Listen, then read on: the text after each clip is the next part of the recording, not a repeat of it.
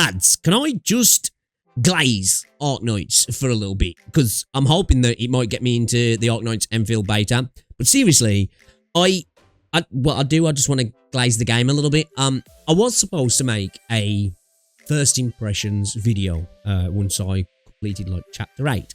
That was the plan, was to make an actual proper video and discuss all of the things about Arknights, my feelings, different parts of the game. And I do still plan to do that at some point, whether or not there'll be a first impressions or what, but just a kind of my overview of the game. I do still plan to do that when I get round to it, which I will at some point. But I kind of just wanted to, come here and glaze the game a little bit, man.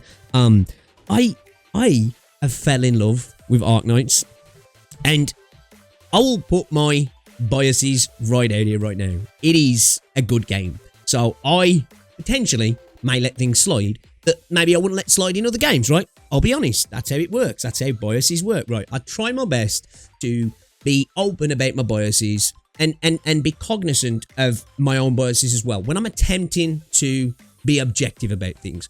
We fail at these things sometimes, right? But as a creator, that's one thing I do try to do. I don't always achieve it, but I think it's important to attempt to at least, if you're trying to be objective anyway. Now, if you're making subjective points, doesn't matter. Really doesn't matter. But if you're trying to be objective, I think it's worth at least trying to understand where you're coming from and then separate yourself a little bit. That being said, I want to talk about how fucking good Arknights is and why I think it smashes so many other games in this space in regards to a multitude of things, right? So I guess let me start off with the Gacha. The Gacha in itself, the system, isn't the best system, right? It isn't the cheapest system in terms of how much it costs you to get currency, and it isn't actually the best Gacha system you can get. It's by no means the worst, but it's not the best. But it comes with like a caveat of the game being inherently free-to-play friendly, incredibly generous, allowing a meta that really doesn't require you to have the most meta units, although there is obviously units within the game that kind of steamroll content that make it almost easy mode. Like any game out there has those units, but you're not required to go for on-banner units in this game, and having infrequent limited banners as well. There is only a few true limited banners a year in Arknights. Having an incredibly generous economy, having insane event rewards and banner rewards in regards to pulls and all that sort of stuff, and welfare characters also in the game. Then that's not even taking into account the incredibly valuable packs that you can buy in the game. I've probably spent, I don't know, 100 or so quid on Arknights so far, and I haven't bought a currency bundle once. It's all been packs like character selectors or headhunting bundles that give you some in-game currency and a selection of pulls like temples, 1 or 2 temples, and in-game currency which you can convert into pulls if you want to, or buy skins with them.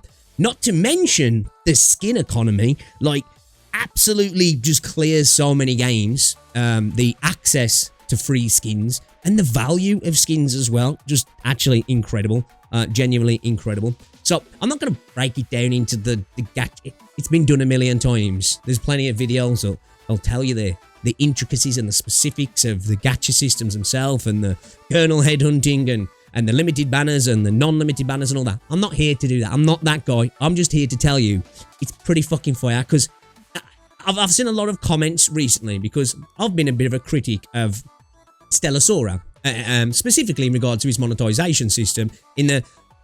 It feels quite expensive and the economy feels kind of crap.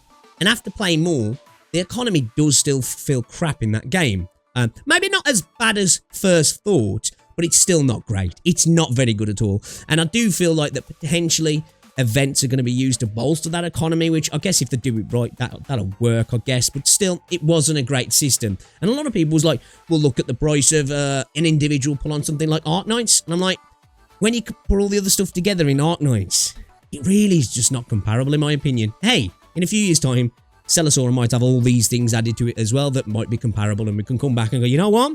It's actually a pretty generous game. But after the sheer incident, I'm a little bit worried about the meta in that particular game. Anyway, we're not here to talk about Celosaura. Dr. Batanga would always say, Pixel's gotta get a bit of Stellasaurus slander in there somehow. I genuinely like Stellasaura, but anyway, let's stop talking about that. Gacha, good for me. The whole system, it feels generous, and you get a lot of characters, and you don't even need to really pull on a lot of these characters, right? The game is designed in such a way that it allows for so much variety. And I guess that'll be a good segue into another thing that I want to glaze about this game. If you've watched me, you've heard me talk about this many times. Arknights is quite unique in its gameplay loop, in the sense that not only does it have a massive amount of strategy and replayability, but it has so much variety in the way you can play the game and the units you can use, in regards to having the premium 6-star units, standard 6-star units, down to 5-star, 4-star units. There is so much crossover in the different ranges of units and the different types of teams you can use. You can kind of play the game almost any way. If you have enough wrinkles in your grey matter, you can kind of tackle the content in any way.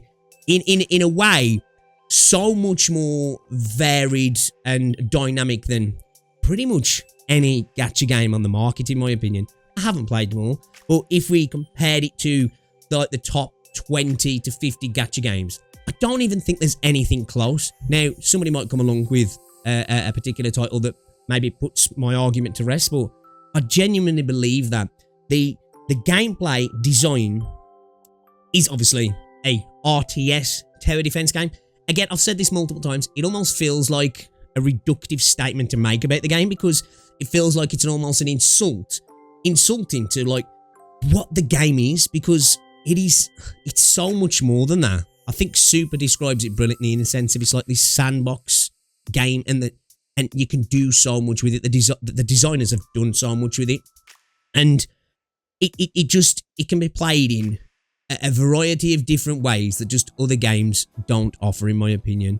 And the strategy, the choices are just crazy. Now, as somebody who plays the game as E1, if you don't know, that's kind of my thing. I never tell people. It's not like I bang on about it all the time, but I gave myself this self-imposed challenge. I don't know why I initially done it, but I just decided to do it. And I'm actually really glad I did, because for me, Arknights is one of those games as well that when you do restrict yourself a little bit from maybe the most powerful options. Now, I do have a pretty meta team. But the fact of the matter is, being E1, I am cut off from many of the benefits that you get from E2. The modules, the stat increases, extra abilities, all this sort of stuff, which I am willing to take, because not having that it opens up the beauty of Arknights. And I think this is why the game has so much replayability and so many options to play the game in different ways, because it feels like a wholly different game when you're playing in a particular way compared to a different way. Whereas something like your Genshins, your HSRs, your Wuthering Waves, and a myriad of other games, there's different ways to play the game, but that different way is either a lot more subpar and just doesn't feel great, and it feels almost punishing in a way that's not enjoyable, because it's just you're getting stat sticked and battered in that regard, where you will find a little bit of that in Arknights, but the overcoming the challenges when you know you could easily go and use a unit that could maybe steamroll the content. And I've got nothing against people who do that. I want that to be known. I am not the player that's like, you use Wish, you know? I've got old penis. I've got old PP in my team, right? Dude's cracked. Most insane plot armor that ever happened in a gacha game for me. So I'm not out here to tell you like these units make the game less fun or judging you. I'm just saying from my point of view, I like having this little bit of a challenge. And I do plan to potentially try other challenges in the future, doing certain parts of the content with maybe like 4 stars, 5 stars, or a particular set of niche within the game, because it's where the game flourishes. And even without that, the levels and the nuances and the design to some of the stages is incredible. For me, is it RT-88 or is it M88 now? The drone stage. You guys know the one I'm talking about, where you have to escort Tallulah. That, for me, was like, actually, I think it's kind of like quintessential Arknights stage for me. It exemplifies all of the good things about the game, in my opinion, of just intricate, nuanced, layered design to a map with so many moving parts and so many things to think of. At least for me, I am a smooth brain.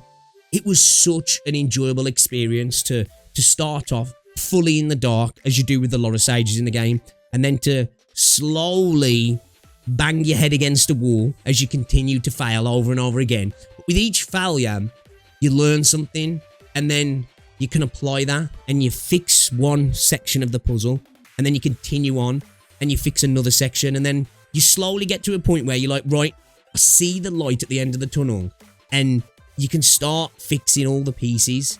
And then, once you've done all of that, it's about applying it perfectly. And I love those stages, and that feels so freaking good when you do it.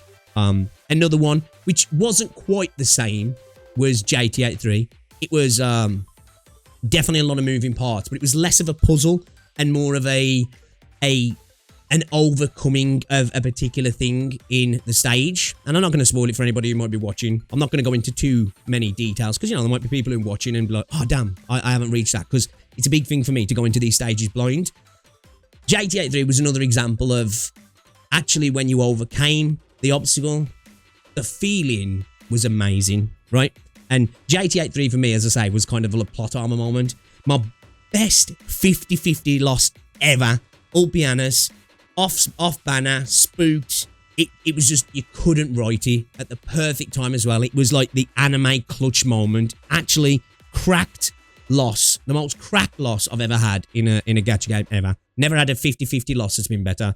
If I'm honest, I don't even know if I've had a 50-50 win that's been better, other than like wanting the character, but actually being able to really help me. I do genuinely believe we still would have done that stage, but it made it much easier.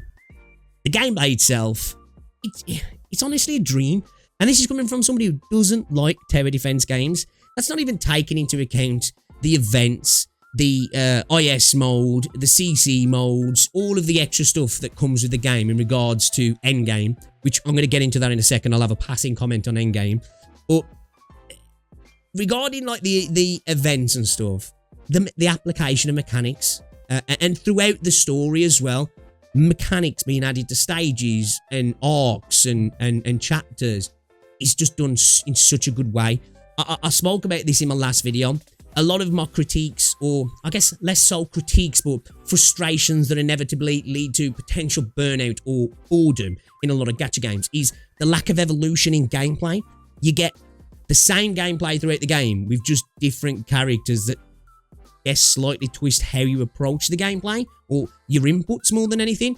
The gameplay is the same gameplay. You've just got a different veneer on how you look at it, really. A different character feels different for an hour or two, and then you're playing the same game again. You learn the rotation, you learn the inputs, you're good to go. With Arknights, each chapter has such a differing feeling, and the mechanics are designed in such a good way that it drastically changes the way you approach the game, the way you strategize, the adjustments you make in stage, and the units you use as well. Like, a perfect one for me, chapter 10. I never really used Calcit throughout my my play sessions unless I was like kind of like ham-fistering because I wanted to. And then, boom, chapter 10, she's like my best unit. She was really good in the drone stage as well, actually. You know, she has had her moments, but chapter 10, like MVP of chapter 10. And I like that. And a lot of games fail at that in the gacha space. Now, let's move on to, as I said, Endgame. I'm only just going to make a passive comment over this, right? I'm not going to go into the specifics of everything. I think it does Endgame better than most as well. the replayability, the options. It's just larger than most games. A lot of gacha games tend to fail in the end game. And a lot of games tend to fail at endgame, actually, for the most part. I genuinely think a lot of games falter when it comes to endgame, and it never really lives up to what you're hoping it's going to be. I think Arknights does it better than most. Is it perfect? Of course not. It's not. But I do think it does a better job than your average gacha. And yeah, I'm a huge fan of the way they tackle things and the way they deal with events as well. I like the fact that stories for characters go into the event rather than being forced into the story as well. Really cool way to do things. Hope they do that in Enfield. Let me just quickly take a moment to like maybe poke at some negatives. Material farming locked behind days. Sucks. It's 2025. Get that garbage out of the game. It doesn't need to be there. All it does is artificially extend farming. There's no point for it. The game's got so much content, it just literally doesn't need it. I don't even think it increases retention, if I'm honest. It makes no sense to me. We've got one-click sweeps now, or one-clear sweeps, but I would still go as far to say, just give me a full-on sweep, man. I am, because this is where KS0 Nightmare falters. There's no reason for me to be having to sit and watch stages farming. Now, I know we're down to 1 on Arknights, but even that for me, just let me click it, carry on with my day. I don't need to do that. I understand that may actually increase retention, because days where you're not doing anything, you might come on just to farm your dailies, and it keeps you on the game longer, and that looks good to shareholders and the company board meetings and such. But yeah, I'd rather that not be in the game. They're really two, like, minor. Give me a PC client as well. Definitely. Like, honestly, they are probably like the two, like, major issues that I have with the game, because I have very little issues in general with Arknights, because I think a lot of what they do it well. Or if they don't do it brilliantly, it's done well enough that I'm like, I can let that slide. And that's where my bias is coming, right? This is me speaking from the bias of, like, maybe if I wasn't so enamored with the game, I wouldn't let certain things slide. But yeah, they're two things that I have issue with. Let's talk about the music.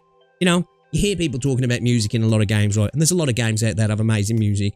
I don't think there is a game out there that has the breadth of genres that Arknights has. Not all of it is the best of the best, but man, there is a lot of really good stuff. Some actual top pieces of music. And as I say, just the chasm of genres that it covers, it's actually kind of scary. There is the jokes, obviously, that Hypergryph are a music company. They just make a game to help fund their real love, and that's making music, and they do it really, really well. Speaking of, like, I guess, the orbiting things as well, the concert things, awesome. Again, brilliant. Hope they continue that for Enfield also. Let's talk about the world building. Probably some of the best in the space, actually. And I think Arknights would get so much more respect in its world building and story if it wasn't told in the way that it's told. That is its weakness. It's a novel, and it's a pretty rudimentary novel option as well. For the most part, it literally is 2 PNGs. You might get a bit of wobbling now and again.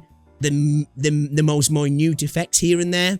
And for a lot of people, that's a deal breaker. And I get it. I do get it. Sometimes, even as somebody who's been enjoying the story, there are moments where you're like, whew, I wouldn't mind this being streamlined here. But as the world building goes, it's so good. So I am a massive fan where worlds have all the geopolitics, all of the history. I like a world to be created and then the story to be implemented into it. It just feels better for me, rather than you create a story and then you try and wrap a world around that story. Because a world like Arknights, Terra, it's very much like a Warhammer fantasy, a Warhammer 40k world, a Tolkien world, like a Middle Earth, or even something like a Dragon Age Origins kind of universe, where you've got like these layers of history, and it feels like you could pull a story out of any part of that history and turn it into a fully fledged game, movie, or book, because there's just so much to work with, where like other games have an incredibly good story, but beyond that, you're having to just like totally work off a blank slate to create something else from that world. Where a world like Terra, I feel like it's just designed to have hundreds of stories potentially be created out of the world, and them to be as amazing as what we've had so far in the game. Now, obviously, this is coming from somebody who's only just got to chapter 11, so I don't have full hindsight. I haven't done all of the side stories. Granny and the Knight's Treasure, great little side story as well. I love the implementation of characters and the way they connect with each other. I love the interactions with the Doctor. I like how the Doctor can be stood back from content in parts of the game, and you get to see characters taking the main stage. I really, really like that. The game is definitely a bit more of a self-insert through the Doctor, and Amir kind of acts as the main character. But also the Doctor does make some decisions where you're like, oh, okay, all right, I'll see ya. But again, the cast of characters, for the most part, for me, feel a lot more alive. I'm talking about the characters, not just the protagonists, the antagonists in the game. And Hypergryph do a good job of making you hate characters, and then if you don't ever come to like them, you get to understand them. You get to see what potentially made them what they are. And I think they do a really good job of that. The whole reunion situation of seeing a world where people who are infected with theiripathy are abused and trodden on, which spurs on a group of people who wish to uprise from that, but they're inevitably kind of used as pawns to get what bigger players in the game want out of it. It is a beautifully tragic story that has a lot of relatability to it. And talking about relatability, I love the real world relatable nations and moments in history, you know, Victoria and Britain and Colombia and America and China and Ursus and Russia and Iberia and Spain, and moments in history, things like the Napoleonic Wars, the Bolshevik uprisings in Russia, and a myriad of other things as well, and nods to real world history and stories and such. Big fan of that. Major fan of how they've developed the world in the game, and I really hope we see that in Enfield as well. I do think it'll be a different way of world building because it's a frontier, it's a new planet, but I hope to see something like that in the game in the future as well. So for me, story is done in a really good way. It's just that it is inevitably hampered by the fact that it's a novel. Now, some people will like that because they get to read it like a book, and they put their voices to characters and their imagination takes flight. And that is a good point. And some of the time, they do set the scene so well, you're just like, wow, that was a cool moment. And this game has great aura farming moments, but not just for the sake of aura farming. They actually feel like they're deserved, like the characters have earned that aura farm moment, and it's not just thrown around constantly to be like hype, like some games do. I'm a big fan of that also. And as I say, talking about characters, antagonists, protagonists, some of the best designed characters in Gacha as well. Like, man, some of the just random NPCs in the game are just ridiculously designed. It's unbelievable. And talking about NPCs and characters, I just want to talk about, you know, the actual stories that are given to some of the characters as well are done in a really good way. Like, they're built up really well, which is I'm a big fan of. And they're not afraid to some people, which I'm a real big fan of, and they don't feel ham-fisted into the game as well. You know, they actually have meaning when they happen. Big fan of that. So I think sometimes a lot of stories are just like, well, let's just kill somebody. That's a thing, right? You know, that's provocative, and people eat it up. And sometimes I'm just like, I didn't feel like that was earned. In Arknights so far, most of those have felt like they've earned. Anyway, back to the character design. Peak. Like, that word's thrown around a lot. Oh my god, artwork in this game and the clove designs and the characters, their ability to make characters look exceptionally gorgeous and attractive without being gooner. And I like gooning, right? But they're doing it in such a good way.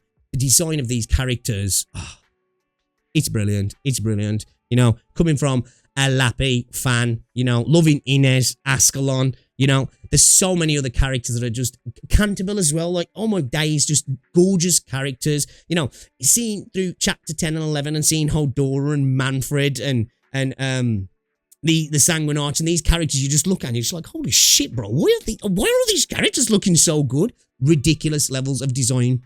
And it looks like we are taking that over into Enfield as well, which I'm really happy about. Just like the history, I think that for me is a big thing. Like, it feels like a real lived in world, and I'm a massive fan of that. I'm just trying to think of things that haven't gone over here. The gameplay, the endgame, the music, the character depth, the character design, the moments, right? They're so worth it. Again, the way they deal with side story stuff as well, the branching side stories that are just little grounded side stories like Granny and the Knight's Treasure. Totally separate from everything that's going on. It just builds the world out. People are doing other shit elsewhere and you're not involved, and it's great. The eldritch horror type stuff as well, really well done. And again, the way they handle events and the way that a character gets a cool story through an event and it's not intercepting or messing up the main story either. And the events themselves as well, and not just little throwaway events like something we saw in Stellar Sora, where, yeah, it's a fun little thing, but there's nothing there. These are legit events with some incredibly complex, intuitive, new mechanics, and then have incredibly difficult, hard stages on top as well, and welfare units and skins, and the amount of materials you can get out of them as well. It's just ridiculous. Yeah. I have got all the time in the world to glaze this game because I think it deserves it. There's a reason why it's been going on for 6 years. I think it doesn't get the respect it deserves because it's a tower defense game. I was with you. I shit on it. I don't want to play that tower defense chibi 2D game. It looks fucking trash. I was so wrong, you know? It does so many things better than so many of the other gacha games. And it's a pleasure to experience in this space that's full of so much slop and so much bad practices. Don't get me wrong, Hypergryph are not exempt from that. They've made their own mistakes, right? I'm not saying they haven't. And it's still a gacha game at the end of the day, which is inherently a predatory system. But this is truly, this is an overused word, a game before a gacha, right? That's used a lot. And a lot of the time, it's bollocks. It's just because people think it's cool. And I am biased. I think Arknights is cool. But I do genuinely think there is a game there. You don't even need to fuck around with the gacha. Oh, quickly, speaking about the gacha, the recruit system. Fucking W. Brilliant system. I wish more games had it that had big rosters as well. But that's far too much to expect. But yeah, I don't know what else I can glaze there. If I've missed something, let me know, because I'm sure I've missed so many things. I'm just doing this off the cuff. I've just been sitting and thinking about it, and I was like, I need to make a video glazing this game, because I never did that video, and I want to glaze it. So here we are, glazing the fuck out of Arknights, and I think it deserves every moment of it, guys. Anyway, let me know what you think down below. What does it do badly? What does it do good? And give me more reasons to glaze the game in the comment section, guys. Remember, if you've enjoyed the video, give it a like, subscribe if you're new, and I'll see you all in the next one. Sarah.